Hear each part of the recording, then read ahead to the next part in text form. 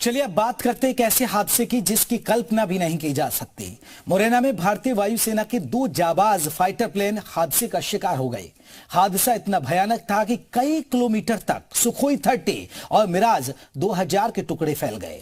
चश्मदीदों के मुताबिक कुछ देर के लिए तो यह भी समझना मुश्किल था कि आखिर हुआ क्या। हादसे में एक पायलट भी शहीद हो गया।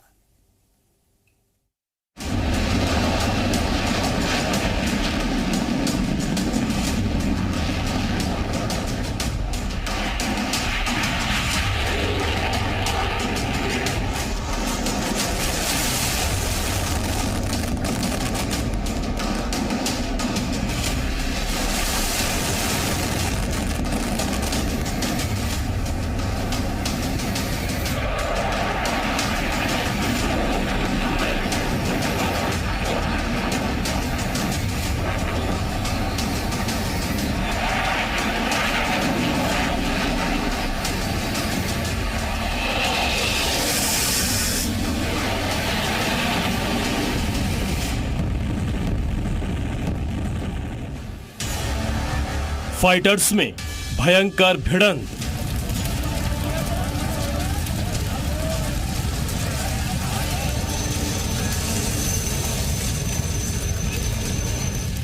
सुखोई 30 और मिराज 2000 की इतनी जोरदार भिड़ंत इतिहास में इससे पहले कभी नहीं हुई होगी। लेकिन दोनों फाइटर्स के बीच ये टक्कर इतनी जोरदार हुई कि मुरैना से लेकर भरतपुर तक दोनों विमानों के टुकड़े जगह जगह बिखर गए।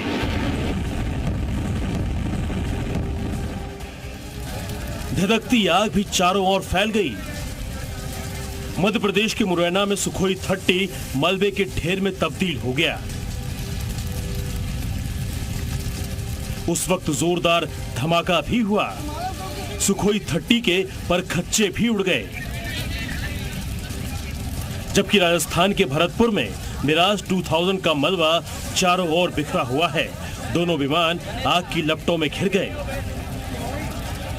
आग की ऊंची ऊंची लपटें बता रही है कि हालात कितने गंभीर रहे होंगे। ये घटना मुरैना के पहाड़गढ़ इलाके में हुई है। हादसे से पहले दोनों फाइटर बेहद तेज गति से आसमान में अभ्यास कर रहे थे। लेकिन हादसे के बाद विमान में आग लग गई। मुरैना के पहाड़गढ़ इलाके में दूर तक लड़ाकू विमानों का मलबा फैल गया। चारों ओर अफरा तफरी मच गई। प्लेन टकराने से यहाँ एक गिर पड़ा। कहाँ पे गिरा है? किस ये चरणन पे गिरा हुआ है जी। एक दो मर गए। 2 आदमी 2 पैराशूट से निकले आए और सब प्रशासन और जनता के लोग। पैराशूट वालों को देखा आपने? हाँ, एक आदमी को देखा। नहीं देखा पैराशूट वालों को नहीं। मिराज और सुखोई 30 लड़ाकू विमानों के हादसे की सूचना मिलने के साथ ही मौके पर राहत बचाव का काम शुरू कर दिया गया। भरतपुर में मौके पर वायुसेना के अफसर पहुंच गए और मुरैना में पायलट के रेस्क्यू के लिए हेलीकॉप्टर पहुंच गया। आपको बता दें कि दोनों ही लड़ाकू विमानों ने ग्वालियर एयरबेस से उड़ान भरी थी। ग्वालियर से मुरैना की दूरी ज्यादा नहीं है, इसलिए माना जा रहा है कि उड़ान भरने के कुछ समय बाद ही दोनों विमान हादसे का शिकार हुए हैं। इस हादसे में अब तक एक पायलट के शहीद होने की दुखद खबर आई है, जबकि मिराज 2000 उड़ा रहे दोनों पायलटों को सुरक्षित निकालने के बाद इलाज के लिए ग्वालियर बेस लाया गया है।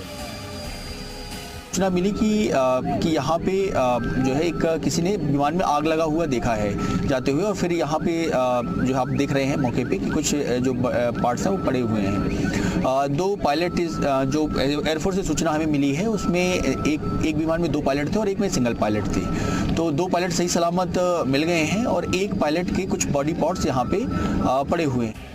आपको बता दें कि आज सुबह दोनों फाइटर प्लेन अभ्यास के लिए उड़ान भर रहे थे।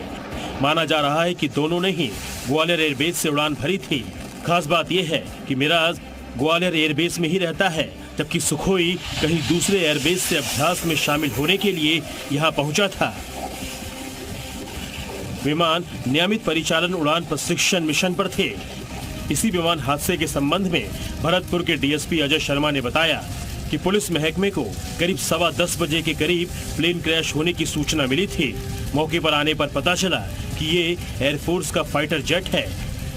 हालांकि मलबे को देखकर अभी ये पता नहीं चल पाया है कि ये कौन सा फाइटर प्लेन है। मौके पर आने पर पता चला कि ये एयरफोर्स का कोई फाइटर जेट है, क्योंकि हम जो मौके पे मलबा और जिस तरीके से अवशेष बिखरे हुए हैं उससे ये भी पता चल नहीं रहा है कि ये किस कैटेगरी का फाइटर है या कोई रेगुलर प्लेन। हादसे के वक्त फाइटर्स उड़ा रहे पायलटों ने सूझबूझ का परिचय भी दिया, वरना रिहायशी इलाकों के ऊपर यह हादसा होता तो नुकसान और बढ़ सकता था। भिड़ंत के बाद जो सुखोई है उसके अवशेष आप देख सकते हैं किस तरीके से यहाँ पड़े हैं। दो हिस्सों में ये बट गया था। 2 हिस्सों में सुखोई के जो अवशेष हैं पूरे पहाड़गढ़ के जंगलों में जगह जगह दिखाई देंगे। जगह जगह इसके जो अवशेष है वो लगातार दिखाई दे। मिराज था, मिराज से भिड़ंत हुई। मिराज यहाँ से उड़ने के बाद वो भरतपुर पहुंच गया है। आग का गोला बनकर वो भरतपुर जाकर वहां उसकी प्रेजेंस है वो देखी गई है। एयर लिफ्ट करा के 2 जो को पायलट है उनको यहाँ से एयर विमान से एयर लिफ्ट करा के एयर एम्बुलेंस से यहाँ से ग्वालियर एयरवेज है वहां ले जाया गया है। वो जो ब्लैक बॉक्स है उसको देखने का प्रयास करिए, आखिर जानने का प्रयास किया जा रहा है। जांच के बाद ही खुलासा हो पाएगा किन कारणों से यह हादसा हुआ और इनके क्या रीजन थे, कितना बड़ा यह हादसा था। ये सारा खुलासा जब प्रेस रिलीज होगा तब जाकर पता चल सकेगा। सुखोई 30 और मिराज 2000 ग्वालियर एयरबेस में अभ्यास कर रहे थे। दोनों विमानों ने ग्वालियर एयरबेस से उड़ान भरी थी, लेकिन कुछ समय बाद ही दोनों विमान हादसे का शिकार हो गए। आखिरकार दोनों पायलट हादसे के दौरान कोशिश करते रहे कि यह हादसा टाला जा सके।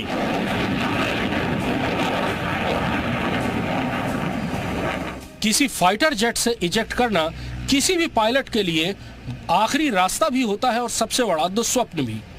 आखिरी रास्ता इसलिए क्योंकि उसके बाद फाइटर जेट की तबाही तय है, और दुस्वप्न इसलिए क्योंकि इजेक्ट करते समय पायलट की जान को जोखिम बहुत ज्यादा बढ़ जाता है।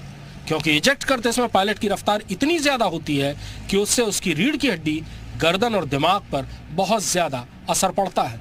इसीलिए दुर्घटना के बाद भी भारतीय वायुसेना के पायलट ने जहाज को कुछ मिनटों तक संभालने की कोशिश की और उसके बाद ही इजेक्ट करने का फैसला किया। दोनों योद्धा यानी फाइटर जेट्स कैसे टकराए होंगे, अभी इसका आधिकारिक खुलासा जांच के बाद ही सामने आएगा। लेकिन इस हादसे ने सबको हैरान कर दिया है। कृष्ण मोहन मिश्रा के साथ करता सिंह राजपूत, जी मीडिया, मुरैना।